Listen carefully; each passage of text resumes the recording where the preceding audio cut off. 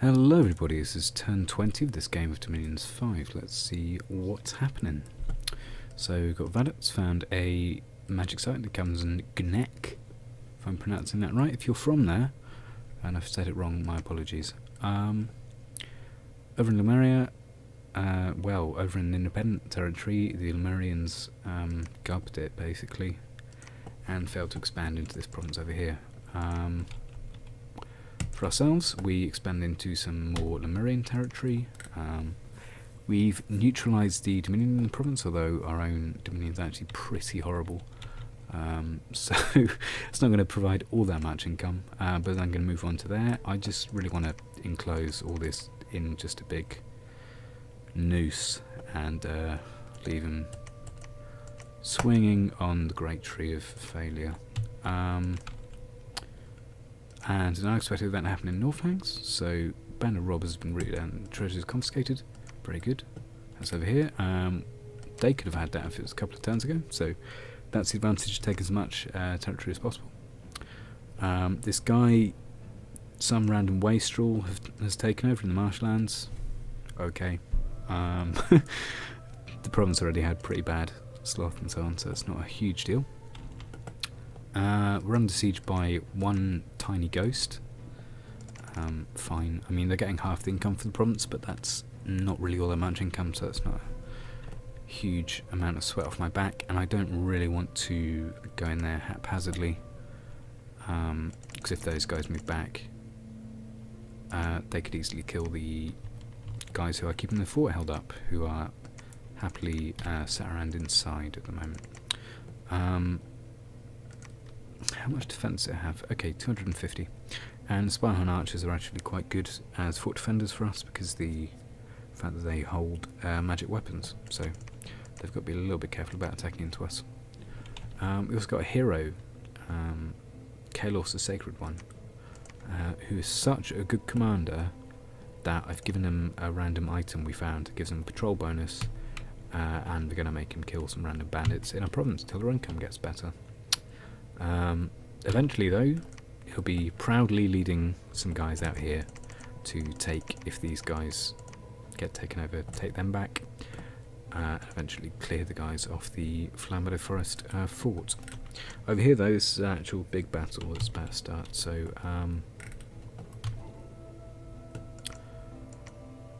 what's the best way to do this? I'm just thinking about the following turns. So this guy here, Tiz Yarshti, is not going to be able to get to it in the one turn, but thinking about the amount of gems they have, they're going to be able to recharge fine from province over in Bagaloth, because the province itself holds a lab, so that's no big deal. But for the guys who are coming with us, they're going to want some death gems, so I guess I will hand them over to this guy, Wallin. Maybe not him because he's old. Balthazar, there we go. Give this guy 10 death gems. Keep him way the hell in the back if he's not already. Yeah, that's fine over there. And let's put these guys there as well. And when everyone meets up in his province, hopefully, hopefully this attack will go well, he will be able to redistribute them among the Death One mages that are going to be in here. They've currently got some actually kind of dubious orders. Probably don't need raised skeletons. Instead, for these guys, really is just a matter of casting. Well, maybe, you know what, one cast couldn't hurt, and then after that we'll go for some dust to dust.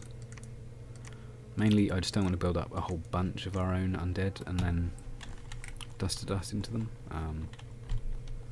because that's just not optimal. So it's going to be enough skeletons to hold off anything gets too close without being too many, and we could probably drop this down to 9.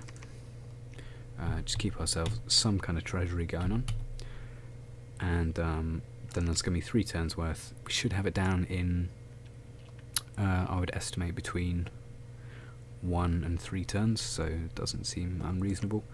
And any kind of reinforcing well, reinforcing force that comes onto the province is going to have to come into a fair old whack of stuff. I'm going to actually alchemize some water gems. We're not using very many of them, because I really want as many astral pearls as possible, just so that if he ends up casting anti-magic a whole bunch while we're fighting in these provinces, he is going to be okay. And you know what, because it is a very high pop enemy province, well, not high pop but high dominion enemy province, I probably don't want to be sending him to attack. For one thing, he won't be gaining the regeneration, and secondly, his hit points are going to be reduced by, well, 10% per candle, so let's call it the best part of 60% between 7 candles. I'm sure someone will know the exact figure, because it's the kind of thing that people have a encyclopedic memory for, but I just don't. So, yep, so that'll be down to 90, 89 and so on. But the turn after, because we're bringing all these priests, we can of course breach to try and spread our dominion out a bit. Plus we're sending not just our pretender, who I'm giving some random garbage that ended up in our lab, the Crown of Lead, which is a slightly higher protection hat than he had before, and also adds 1 to his magic resist. But I'm also sending the Prophet, so we're going to be spreading a lot of candles here, plus we have a temple in the back over there as well. It's vaguely tempting to put a temple up in this province, but I'd much rather, I think, take both priests and try and get as many of the Iron Hail Archers as possible as blessed. Over here, they may re-attack this province, because I'm sure it has a relatively good gold income. Hopefully yet more of their ghosts die, and then we have an easier time dealing with all of this. I think we're about as set as we can be for this, so it's kind of a bit of a gambit, but it's probably worth making at this point. I'd rather try and get some additional forts under our control, take some of these temples away from the enemy, and try and get this war closed so we can move on to the next one. Anyway, thank you very much for watching. I've been Britain, and goodbye.